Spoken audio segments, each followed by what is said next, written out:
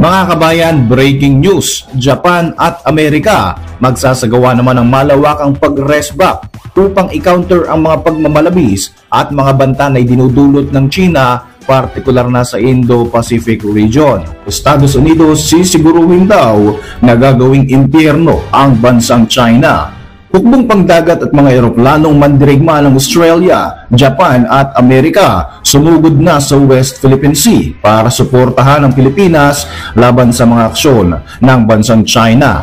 Alyansa at pagpapalakas sa mga kakayahang pangdepensa ng Pilipinas at New Zealand niluluto na. Tara, alamin natin ang mga bagong updates dito sa channel kung saan ang kaalaman ay siksik at nag-uumapaw. Ako po si Roy Z and welcome sa Kien Thoughts. Kung hilig mo ang mga ganitong videos, mag-like at mag-subscribe para lagi kang updated sa mga susunod na upload. Mga kabayan, Estados Unidos at Japan naghahanda na nga upang rumesbak sa mga ginagawang kalabisan ng China, partikular na nga sa issue sa Indo-Pacific region. Nagkasundo na ang Pentagon, US Department of National Defense at ang American Defense Company na Kratos para sa pagbuo ng Hypersonic Technology Testbed na tinatawag na MACH-TB 2.0 na nagkakahalaga nga ng $1.5 billion. Ang programa na ito ay nakikita para palakasin ang hypersonic capability ng Amerika. Ang Multi-Service Advanced Capability Hypersonic Testbed o MACH-TB 2.0 ay isang programa ng US military para nga mas dagdagan pa at palakasin ang speed of testing ng mga hypersonic system sa Amerika upang ma-counter ang ginagawang aggression ng China sa iba't ibang mga bansa sa Indo-Pacific region. Kasama na dyan syempre ang Pilipinas. At sakba nga na ito ng Amerika ay gusto nilang ipaalala sa buong mundo, lalong-lalo na sa China at sa Russia, na sila pa rin ang pinakamalakas pagdating sa modern warfare. Kaugnay nito mga kabayan ay inaprubahan na rin ng Japanese government ang pagbili ng tinatayang 3.64 billion US dollars na halaga ng 1,200 unit ng Advanced Medium Range Air-to-Air Missiles o AMRAAM mula sa Amerika. Sa bentahang ito, ipinapakita ng US ang kanilang suporta sa foreign policy goals at national security objectives na palakasin ang mga kaalyadong bansa para mapanatiling balanse at tahimik ang Indo-Pacific region. Bukod pa nga rito mga kabayan ay nagkaroon din ng mas matibay na space alliance ang dalawang bansang ito para siguruhing mai-counter din nila ang China. Dito nga ay mas pinalakas ng US Space Force ang partnership nito sa Japan dahil na rin sa lumalawak nga na pagdomina ng mga inchik maging sa kalawakan. Sa kolaborasyon na ito ng US at ng Amerika, kasama rito ang mga shared capabilities in space object surveillance at maging ang pag-track nga sa mga sophisticated Chinese satellites na ipinakalat ng China sa buong kalawakan na may kakayahang baguhin ang mga satellite orbits ng ibang mga bansa. Ini-activate na rin ng Amerika ang mga bagong command stations sa Yokota Air Base sa Japan para bigyang diin ang strategic importance ng mga alyansa sa Indo-Pacific region para nga mapanatili ang katahimikan sa rehiyon.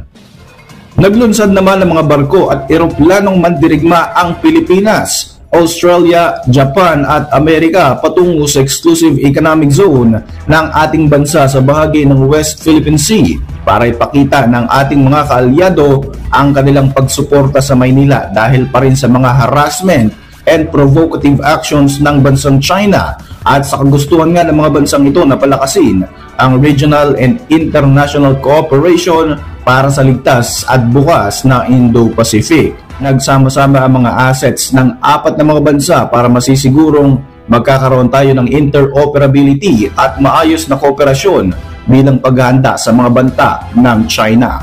Sa kabila nga ng mga mas lumalalang tensyon sa West Philippine Sea, patuloy ang pakikipag-alyansa ng Pilipinas sa iba't ibang mga kaalyadong bansa para mas mapalakas pa ang ating defensive capability. Kabilang na nga rito ang potensyal na status of visiting forces agreement kasama ang New Zealand. Nagsimula na nga ang formal na negosasyon para dito noon pang 2023 para masigurong maka-counter ng mga bansa sa Indo-Pacific ang illegal na ginagawang pagpapalawak ng impluwensya ng China sa ating rehiyon. Nandyan din mga kabayan ang negosasyon para sa defensive alliances sa mga bansang Canada at France na talaga namang magiging napaka-importanting mga kaalyado sakaling ile-level up nga ng China ang mga ginagawa nitong illegal at delikadong aksyon laban sa ating bansa. Sa kasalukuyan, mayroon ng 3 defense alliances ang Pilipinas. Ito ay sa United States, Australia at Japan. Lumipad naman ang 3 FA-50 fighter aircraft ng ating bansang Pilipinas at 2 US B-1 bomber aircraft ng Amerika at umikot ito sa bahagi ng Scarborough Shoal kung saan nananatili ang mga barko ng China Coast Guard at Chinese Navy vessels. Dahil nga sa mga sinasagawang hakbang ng Pilipinas, muli na namang umalma ang China at pinagbibintangan pa tayo na siya daw nagpapasimula ng kaguluhan sa Indo-Pacific region. Sa kasalukuyan ay patuloy pa rin mga kabayan ang illegal na pananatili ng mga barko ng China sa loob ng ating EEZ. Mga kabayan, talaga namang hindi na nga nagpapatumpik-tumpik pa ang China at gusto na yata talagang gawing probinsya ang Pilipinas.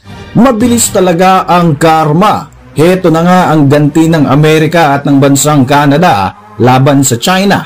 Tila nagmamakaawa na nga ang China at nakikiusap para alisin na ang mga ipinataw ng mga sanctions sa mga produktong made in China.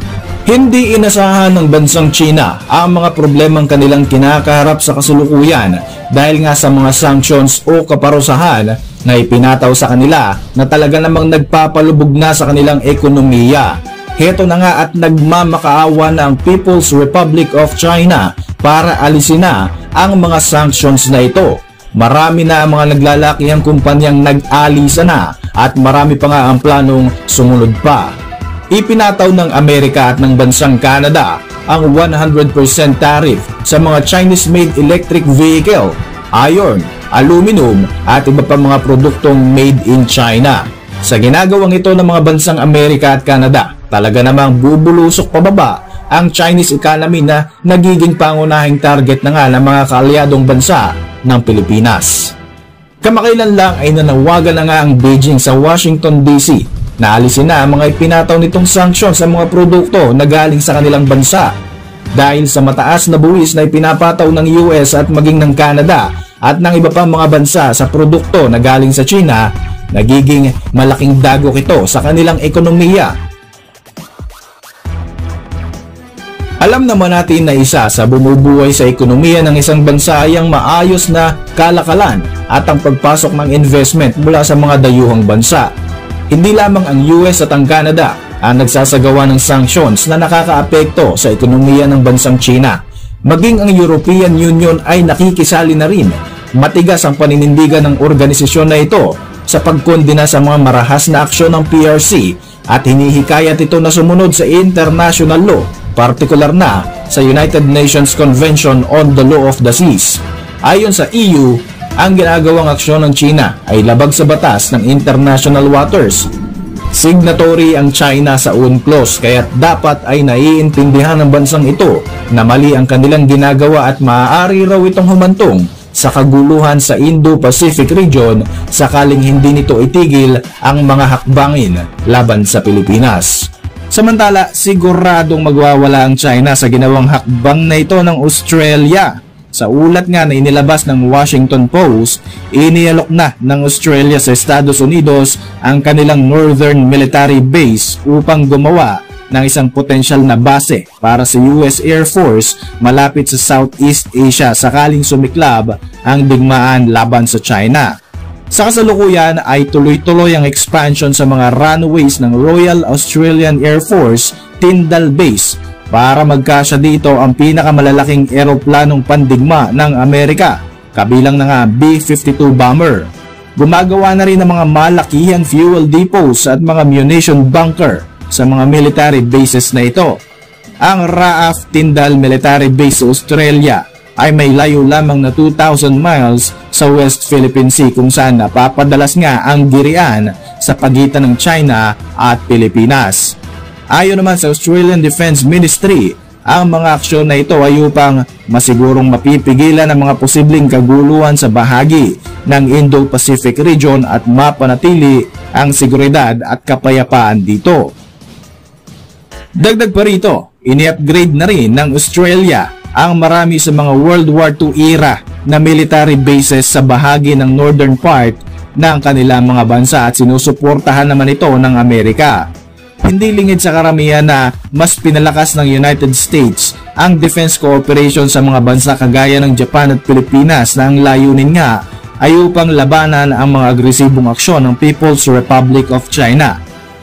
Pero alam naman natin na ang alok ng Australia ay karagdagang mas malalakas na military forces at karagdagan din na strategic location para sa mga bases na malapit sa tensyonadong teritoryo sa Southeast Asia. Sa paglala ng tensyon sa West Philippine Sea dahil sa sigalot ng China at Pilipinas, tuloy-tuloy ang paghahanda ng Amerika at ng mga kaalyado nitong bansa upang kung sakaling magkaroon man ng digmaan, mas madali silang makakapagbigay ng suporta sa mga apektadong bansa na kanilang kaalyado. Para sa inyong mga reaksyon, mag-iwan lang ng komento sa ibaba ng video na ito. At para manatiling updated sa ating mga susunod na upload, siguruhin mag-subscribe. I-like mo na rin ang ating mga videos bilang suporta. Muli, ako po si Roy Z at maraming salamat sa patuloy na pagsubaybay sa ating channel.